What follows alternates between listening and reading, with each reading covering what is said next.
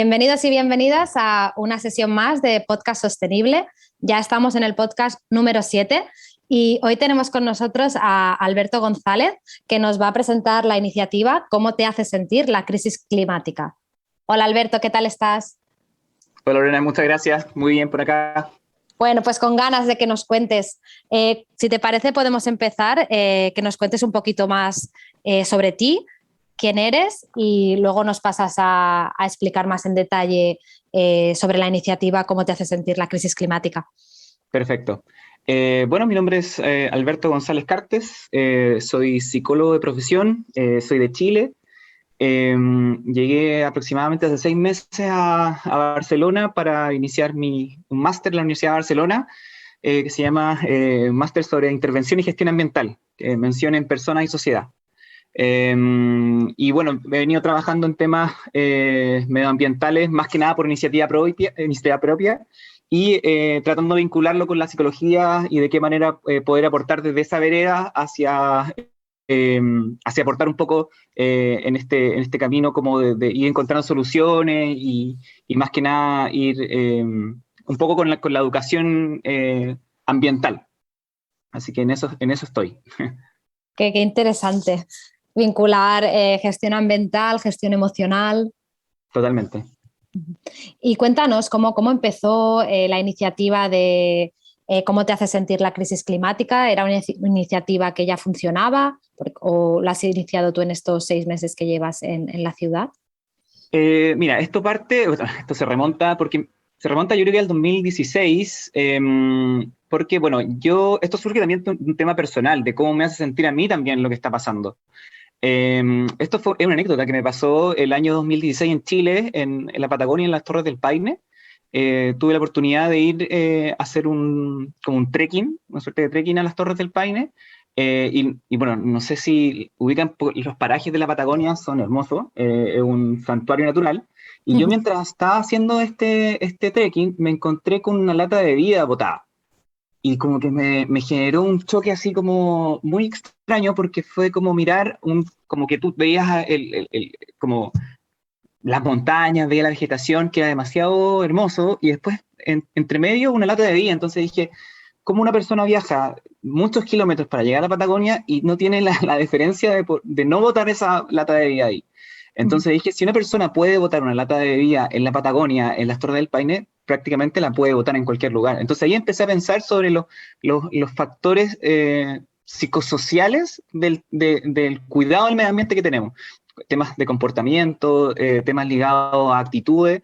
Y bueno, empecé a indagar un poco en esa línea, empecé a buscar información, empecé a buscar investigaciones, encontré con varias universidades que estaban avanzando en relación a los factores comportamentales y los factores emocionales que hay detrás del cuidado medio ambiente, del comportamiento ambientalmente responsable. Y bueno, con esta idea a macerarla. Bueno, yo en Chile trabajaba más que nada en el área de la educación, como en coordinación académica. Entonces, esto lo hacía más que nada en paralelo, como por así decirlo, en mis tiempos libres.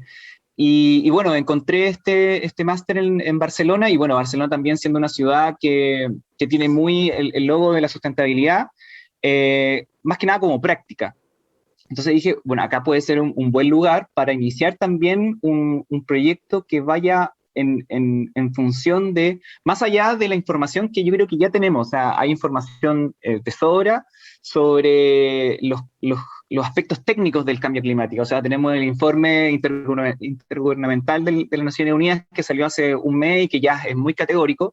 Y tenemos, no sé, los índices de la huella de carbono, emisiones de dióxido de carbono, como datos duros.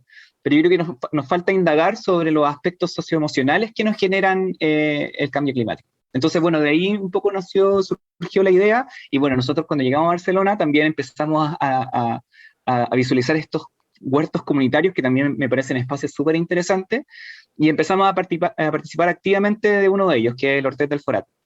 Así que con ayuda de ellos, porque bueno, también hacen actividades en el Hortet, que van más allá también de trabajar en el huerto, sino que son iniciativas que giran en torno a la sustentabilidad. Así que con ayuda de ellos empezamos como brainstorming, y surgió esta idea de poder generar este espacio tal vez de conversar sobre qué nos pasa a nivel emocional con la crisis climática. Qué interesante. El Hortet del Furat está en el Born, ¿verdad? Está en el corazón del Born, así es. Muy bien. ¿Y qué descubriste con todas estas indagaciones previas y supongo que ahora a través de haber realizado varias charlas, habéis llegado a alguna conclusión? ¿Hay algunas sensaciones, emociones, patrones que se repiten?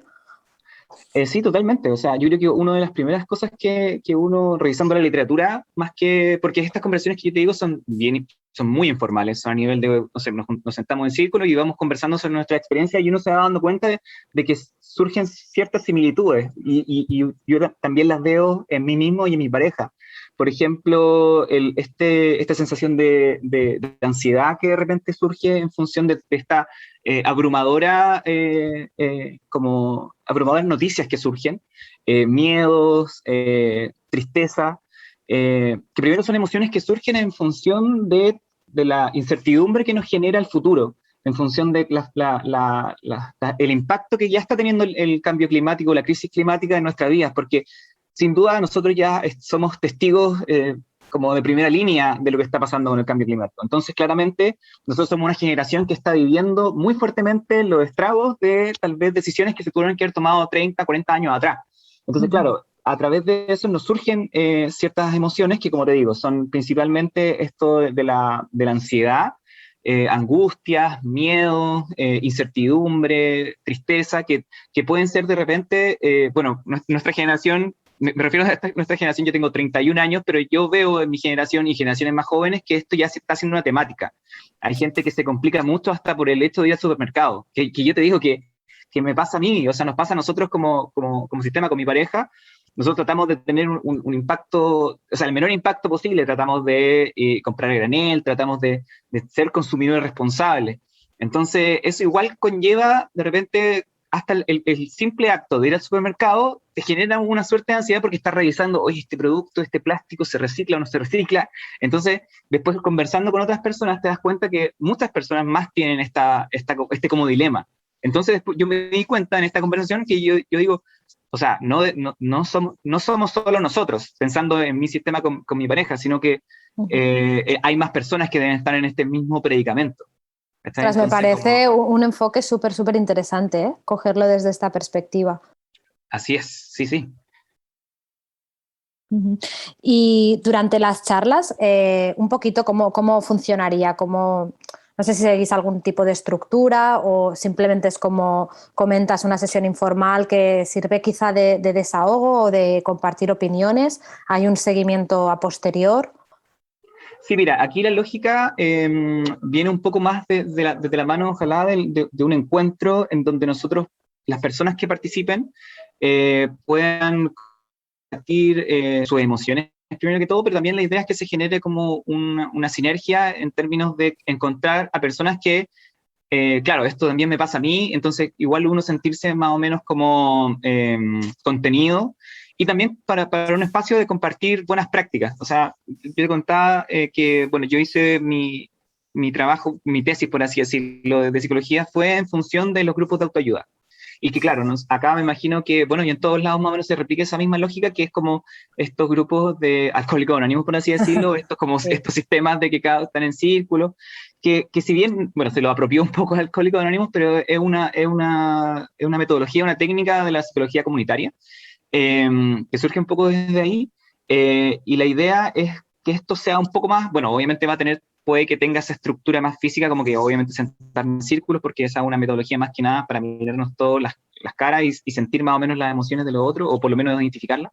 Pero la idea es que sea más que nada una conversación. Es una conversación que sea muy libre, no va a haber ningún tipo de pauta, o sea, más allá de un encuadre inicial, que básicamente, bueno, estaría yo como moderador, por así decirlo, en donde la idea es que, bueno, lo primero que hay que encuadrar es el respeto, obviamente, de que vamos a hablar temas relacionados con, o sea, temas que son muy personales también, porque puede surgir también.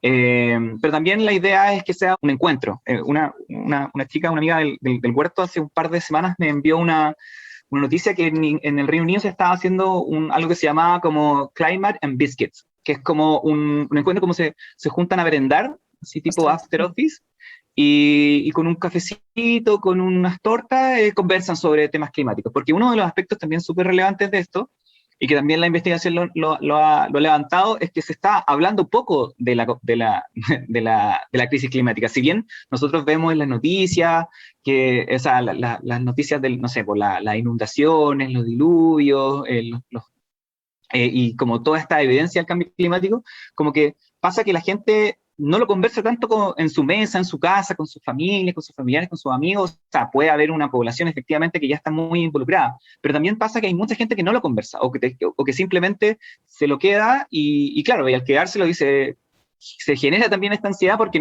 tampoco lo comparte con nadie.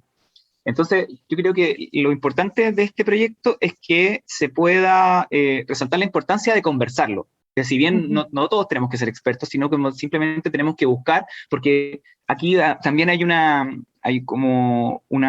ciertas bases también de lo que está sucediendo, y que una de ellas es que todos somos protagonistas. Todos y todas somos protagonistas de lo que está pasando. Entonces, de alguna manera u otra, nos está impactando. Entonces, la idea es que Correcto. desde ese rol de protagonistas, nos sentemos a conversar y discutamos, y se genere un diálogo interesante sobre qué cosas podemos ir haciendo, y también reconociendo que nos podemos sentir así, porque eso también viene como desde mi mirada, desde la psicología, lo importante de juntarse a hablar sobre esto. Es como no tener un conflicto porque me siento triste por el cambio climático, no sentirme avergonzada o avergonzado porque siento angustia por el cambio climático. Primero que todo, es como una de los primeros, como idealmente, como dejar claro, es que uno tiene que primero que todo reconocer esa emoción, reconocerla y sentirla como válida, y desde ahí trabajar como trabajarla para pasarla a una acción. Entonces la idea es que sea esa sea la tónica. ¿Y qué beneficios aportan estas conversaciones y qué impacto estáis viendo que estáis consiguiendo? Yo creo que lo primero que todo es lo que te decía anteriormente, el reconocer primero que esto te sucede a ti como persona, como individuo. O sea, no está mal que te sientas triste, no está mal que te sientas enojado o enojada. Y yo creo que ese es el primer beneficio de eso, es como reconocer la emoción propia. Y después lo otro es poder con un otro o con una otra, en el sentido de que, ya, esto me está pasando, pero también le está pasando a la persona de al lado. Entonces, cuando tú te vas dando cuenta de eso, sientes una sensación de colectividad, o una sensación como de que no estoy solo en esto. Y que yo creo que ese es uno de los principales beneficios que yo creo que trae conversar sobre este tema, el sentirse como apoyado, en la sensación de sentirse acompañado en un proceso. Yo creo que es muy importante. Y yo creo que ese es como el principal beneficio que podrían tener estas conversaciones, o el sentarse a conversar sobre esto. ¿Y os habéis encontrado con alguna dificultad durante este proceso? Mira, yo creo que la principal dificultad es saltar de este como eslogan que igual se ha puesto, de que yo no puedo hacer nada solo. Yo soy como un grano de arena en este mar de problemas. Y ese sentimiento como también como de desesperanza aprendida. Hay un concepto que se llama desesperanza aprendida, que cuando ya hay algo que está sucediendo, tú dices, ya, bueno, yo no tengo nada que hacer en esto, entonces me rindo frente a esto. Y yo creo que esa es la principal dificultad, como tratar de invitar a todos y a todos a darse cuenta de que si bien, claro, está bien reconocer que uno tenga esta angustia o tenga este pensamiento, pero la idea es empezar a vincularse con más personas, y pensar de que somos todos parte de un gran sistema. Acá lo vital es que todos somos personajes en esta historia, como que a nuestro cerebro nos encanta pensar en historias, o relatar nuevas historias. Entonces tenemos que situarnos como que todos somos vitales, todos somos personajes vitales en esta historia. Entonces todos somos protagonistas. Entonces, ya sea desde el presidente de la corporación más grande hasta el individuo más individuo, por así decirlo, tiene mucho que decir en esta lucha. Entonces yo creo que la dificultad más grande es, más que nada, es personal. Yo creo que es saltar desde sentirse desesperanzado, a saltar a generar una acción, en poder conectarse con otros, generar sinergia, compartir buenas prácticas, y visualizar que efectivamente no estamos tan solos como pensamos. Ujú. Y supongo que al final también esas emociones y sensaciones se acaban transformando.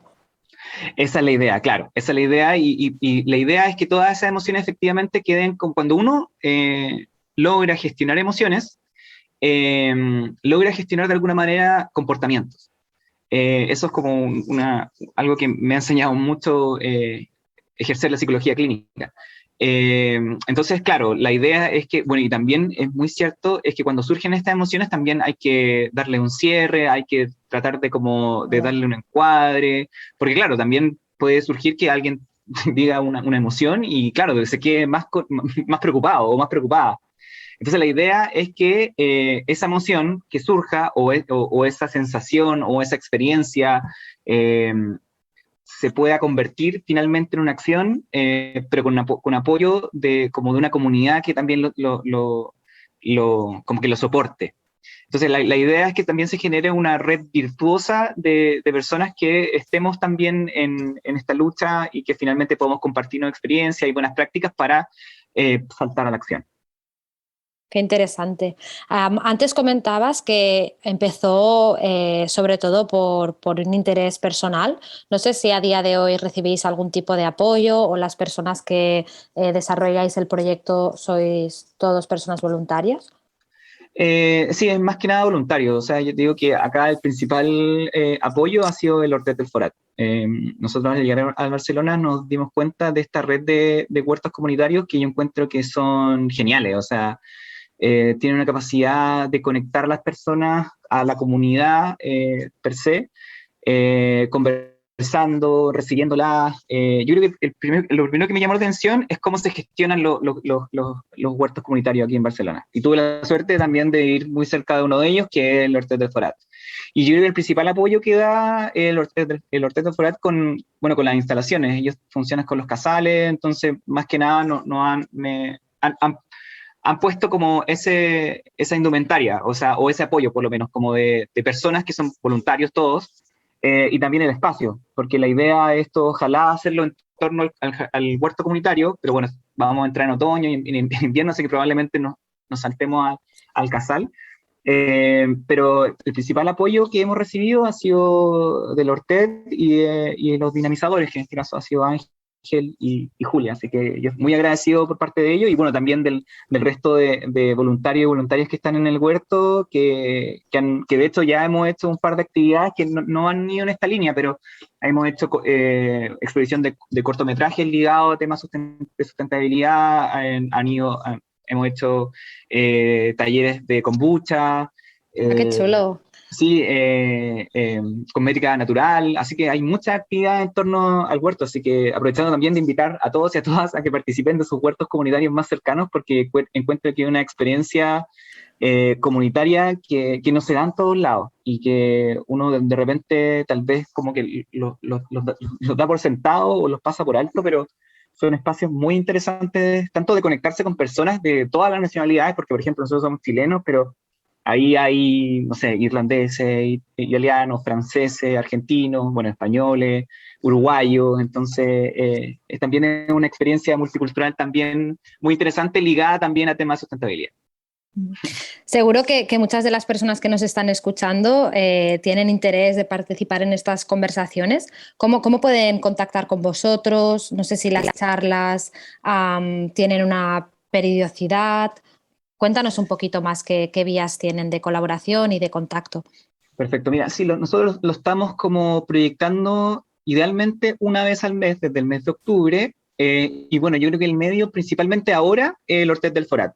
Yo les los invito a que sigan en la red, hay un Instagram que es Hortet del Forat, y que por ahí van a hacer las invitaciones, los flyers para dar las coordenadas de cuándo y cómo va a ser este primer encuentro, porque nosotros ya hemos hecho encuentros informales dentro con los mismos voluntarios o participantes del huerto, pero esta va a ser la primera invitación abierta hacia la comunidad, entonces este sería el primer encuentro que yo tengo pronosticado que será en octubre, yo creo la tercera, segunda semana, pero ahí yo recomendaría, bueno, la idea es que va a ser una vez al mes y la idea es que sea tal vez la tercera semana de cada mes, no, octubre, noviembre y diciembre, y ahí, bueno, seguir avanzando, pero la idea es que las redes, principalmente en el Ortet del Forat, eh, y claro, por ahí vamos a estar subiendo la información de las coordenadas para estas conversaciones que van a ir en torno a buenas prácticas y cuidado del medio ambiente, emociones y qué nos hace sentir el cambio climático.